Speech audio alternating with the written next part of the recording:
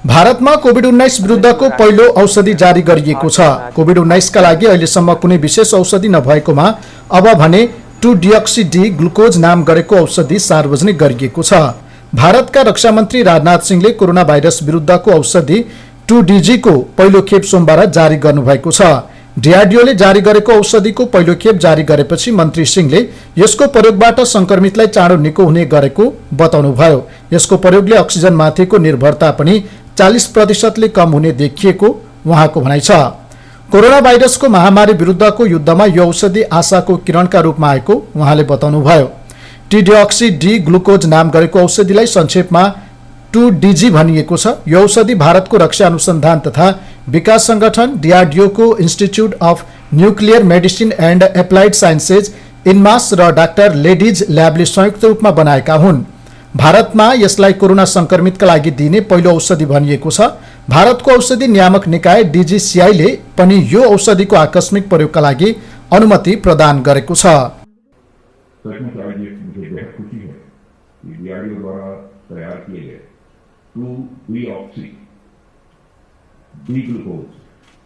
इसका संक्षिप्त नाम है 2-डीजी।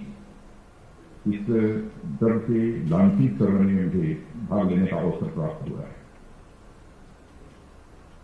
और जैसा कि इस देश के स्वास्थ्य मंत्री डॉक्टर हर्षवर्धन जी ने आपको बताया कि कोविड में विशेष रूप से यह ड्रग बहुत ही अपनी प्रभावी भूमिका का निर्वाह करेगी और हमारे वैज्ञानिकों ने जो इस ड्रग का इजाद किया है, जो इस ड्रग को तैयार किया है, मैं तो उनको अपनी तरफ से बधाई देना ही चाहता हूँ। पूरे डीआरडीओ को बधाई देना चाहता हूँ। डीआरडीओ के हमारे चेयरमैन को भी बधाई देना चाहता हूँ, डॉक्टर जी सतीश रेड्डी को भी। बराबर इस संबंध में वैसे उन्होंने पहले भी मुझे जानकारी दी थी।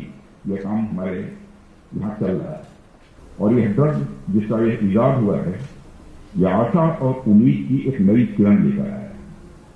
यानी हमारे देश के सामने यदि बड़ा से बड़ा चैलेंज आए तो हमारे वैज्ञानिकों के अंदर वह क्षमता है, वह ताकत है, उसका मुकाबला वह कर सकते हैं। और जो यह ड्रग का इजाद किया गया है, मैं समझता हूं कि हमारे देश के वैज्ञानिकों की एक जो साइंटिफिक कैपेबिलिटी है, उसकी भी एक मिसाल है, उसका भी एक उदाहरण है। और जब भी हमारे देश को जरूरत पड़ी है, जब मैं रक्षा मंत्रालय का दायित्व तो नहीं संभाल रहा था, तब से मैं जानता हूं डीआरडीओ ने बहुत ही अहम भूमिका का निर्वाह किया है और डॉक्टर जी सतीश रेड्डी जिस तत्परता के साथ अपने काम में लगे रहते हैं, क्योंकि हमारे रक्षा मंत्रालय के ही वो सेक्रेटरी हैं, डीआरडीओ के चेयरमैन हैं, मैं उनकी भी भूमिका को देखता हूं। सचमुच मुझे लगता है कि जिसकी मैं प्रशंसा न करूं तो उनके साथ ये इनजस्टिस होगी। बहुत ही बराबर इन सब सारी चीजों में सिंसियरली वो अपना रोल प्ले करते रहते हैं। आज इस ड्रग की लॉन्चिंग हुई है और देश के स्वास्थ्य मंत्री डॉक्टर हर्षवर्धन जी को हैंड ओवर किया है और इन्हें जिन्हें करना चाहिए, राजेश भूषण जी हेल्थ सेक्रेटरी और हमारे डायरेक्टर रेंज डॉक्टर गुलेरिया जी, उनको उन्होंने हैंड ओवर किया है। हमारे आदरणीय राजनाथ सिंह जी के नेतृत्व में ये शायद हमारी पहली इंडिजिनस रिसर्च के आउटकम के तहत दवा है जो सीधे सीधे कोविड के वायरस के प्रकोप को पूरे वैज्ञानिक दृष्टिकोण से कम करने का पूरा पोटेंशियल रखती है। दूसरी बात कि शायद मई के महीने में ये लगातार, वैसे तो पिछले सप्ताह में लगातार हमने देखा कि हम लोगों के जो भारत में केसेस रिकवर हो रहे थे, उनकी संख्या जो नए केसेस आ रहे थे उनसे ज़्यादा थी। पहले सप्ताह में 4 दिन लगातार हमने ऐसा समय देखा जब 4 लाख से ज़्यादा केसेस लगातार आते रहे। लेकिन आज का दिन मैंने कहा कि सुखद अनुभूति का इसलिए भी है क्योंकि आज लगभग 1 लाख केसेस की रिकवरी ज़्यादा हुई है नए केसेस के मुकाबले।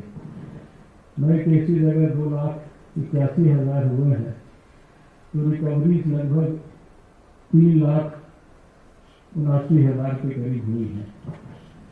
इसलिए मैंने कहा कि मई के महीने में ये शायद आज का दिन सबसे ज़्यादा सुखद दिन है और मुझे पूरा विश्वास है, जितनी मैंने चर्चा की डॉक्टर चांदना से, डॉक्टर अनंत भट्ट से, इन मार्च को भी इसके लिए हम बधाई देना चाहते हैं। CCMB हमारा CSIR का हैदराबाद की लेबॉर्ट्री, उसको भी बधाई देना चाहते हैं। डॉक्टर रेड्डीज लैब को भी बधाई देना चाहते हैं। हमारे सेंट्रल ड्रग कंट्रोल के DG डॉक्टर सोमानी को भी बधाई देना चाहता हूँ।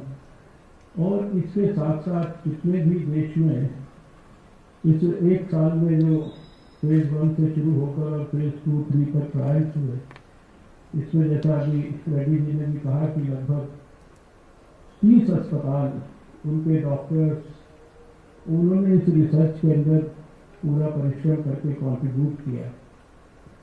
एक साल तक एक दवा की खोज में रिसर्च करने के लिए भी बहुत धैर्य चाहिए और वो सारे धैर्य का परिचय देते हुए आज वो दिन आया जब हमारे सामने एक दवा जिसमें प्रबल संभावनाएं हैं, जितनी उसकी साइंस समझने की मुझे भी मौका मिला कि शायद ये उन सेल्स में जहाँ जाकर वायरस अपना प्रकोप तेजी से बढ़ाने का प्रयास करता है, वहीं पर ये किस प्रकार से सेलेक्टिवली दवा पहुँचेगी, वहाँ पर वायरस के सिंथेसिस को कैसे ये रोक पाएगी, वहाँ पर एनर्जी प्रोडक्शन को कैसे जो है रोक पाएगी, और एक प्रकार से पॉजिटिवली जो अभी तक के रिजल्ट्स हैं, जो हमारा ठीक होने का समय है उसको कम कर पाएगी, ऑक्सीजन के ऊपर डिपेंडेंस को कम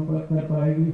तो मुझे आज के इस अवसर पर वैज्ञानिकों को बधाई देते हुए भगवान से ये भी प्रार्थना करनी है कि ये जिस प्रकार का इसके इनिशियल रिजल्ट हमको ट्रायल्स में दिखाई दिए हैं, ये आने वाले समय के अंदर खाली भारत के ही लिए नहीं अपितु पूरे संसार के लिए कोविड के खिलाफ जंग में एक महत्वपूर्ण भूमिका निभाए।